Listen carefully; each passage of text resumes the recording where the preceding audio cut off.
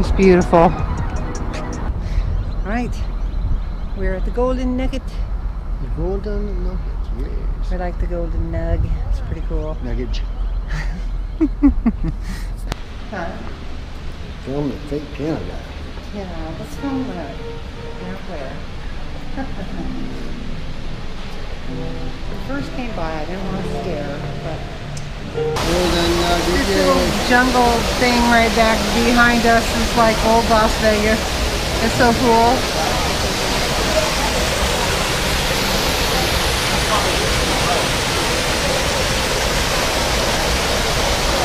Philodendron.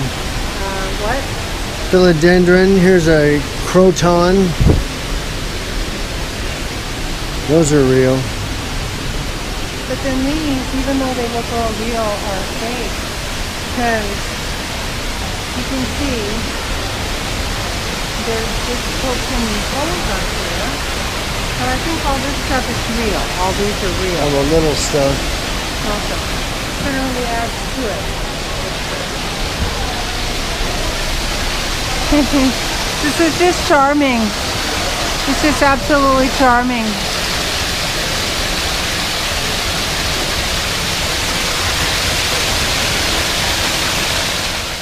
What we do here is go back.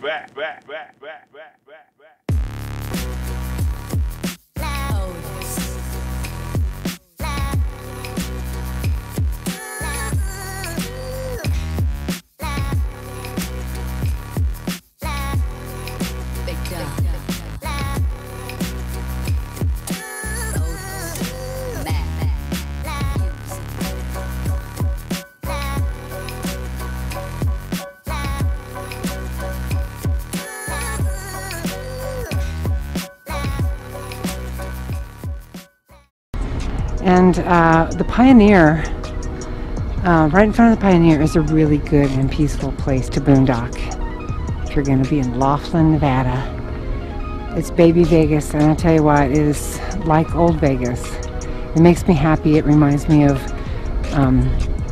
my childhood, going to Vegas every year for our vacation, driving down there with a camper, meeting all the relatives. They're all scattered all over the U.S. This was just the most awesome thing. And there's the Colorado Bell Stacks right up over the roof of the Pioneer.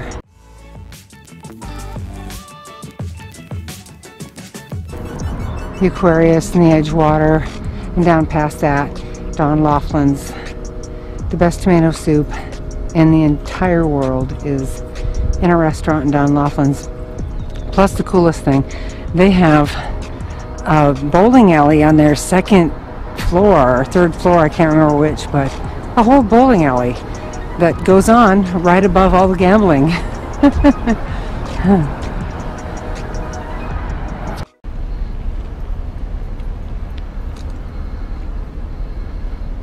That's neat. This is just so cute. This is so cute.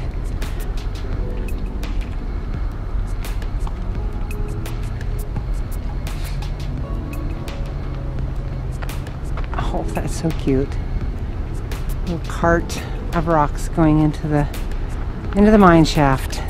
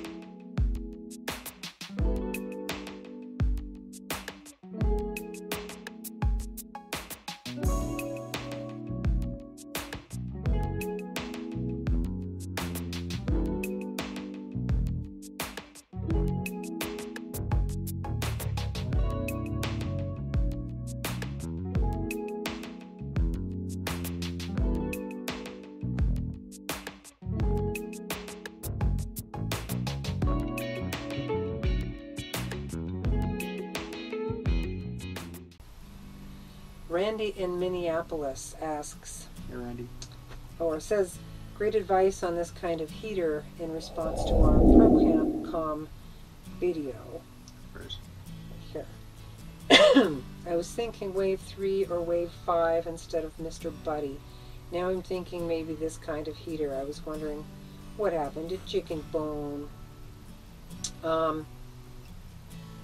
Well, what happened to Chicken Bone is simply that she was just really old and she lived out her whole life. She was over 20 years old. Yep. And she finally just got to that state of stopping eating and Yep. looking for a place to die, Yep. like animals will do at the end of their life. And it was hard for us because we'd never had pets to the end of their life before. Huh. The last pets that I had and that Mike had stayed with parents, and they lived out their lives with our parents. And so this was the first for us. This was the kittens that the children had since they were in kindergarten, and our children are 24 now. So the cats were old. You know. Yeah, they were. Mittens too. She died a few months back up in Oregon, and same thing. She just finally Just stopped eating. stopped eating. That was it. Didn't last very long. She wandered off looking for a place to die as well, and luckily we found her. Chicken Bone did the same thing. We had to kind of corral her so that she didn't just wander off into the desert. Huh. So they just died of old age within about a year of each other, and I guess they say that about old couples. They kind of die within a short period of time. Yeah. They were together for a long time, and they were both about 20, right around 20 years old. The secret too. The secret too. Okay. How do you have it bolted, the wind turbine? How do you have it bolted to the side of the RV? Do the U-bolts go all the way through to like a bracket on the inside? The reason I ask is that I have an RV as well with a 400 watt wind turbine. Okay, well, I took some video of that. I didn't personally put it on, but the shop explained it to me.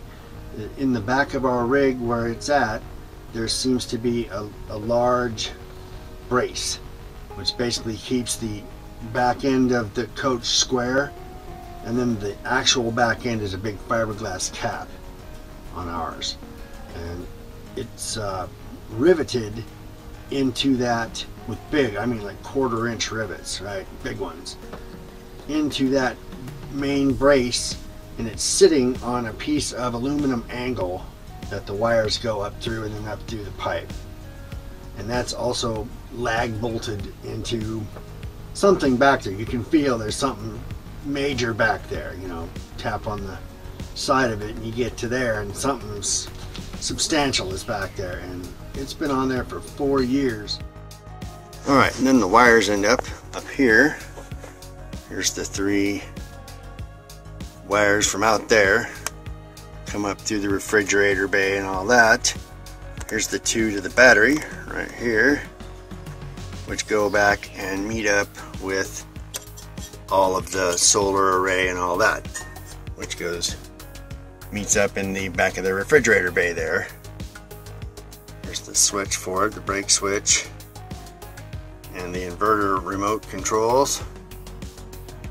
And there you go. The display on this had a little problem with static, so there's that. Just gotta watch your static with electronics, I guess, huh? Okay, and there you go. Michael McNair asks, I know that many RVers hear about traveling conditions through the grapevine because they're in contact with other RV folks, but can you help me find some good info on what's happening in Mexico right now? I was thinking of heading down there, but I also get wind that it's really rough down there at the moment. Do you know of any discussion boards about the current conditions? Well, Michael, I looked online pretty extensively today, and when you do a Google search, it's really hard to know what's news and what's propaganda. About 10 pages in, I kind of gave up because I couldn't find anything that wasn't just talking about how poor the migrants are and how horrible the United States is. And so I looked for news, Tijuana news stations, and about 20 Google pages in, I finally found Tijuana news that was from Tijuana itself. And then I looked at travel advisories at travel.state.gov, and then I just typed in Mexico and I got some information there. And you know, I understand your question. It's really hard to know what's the truth, what's really going on in Mexico, how safe it is, and which news you can trust, you know, that's actually concerned about the safety of American citizens traveling in Mexico, or the safety of any citizens. It seems, you know, it just seems rife with propaganda. It's all about continuing tourism regardless of safety issues, and you know, it's just hard to know.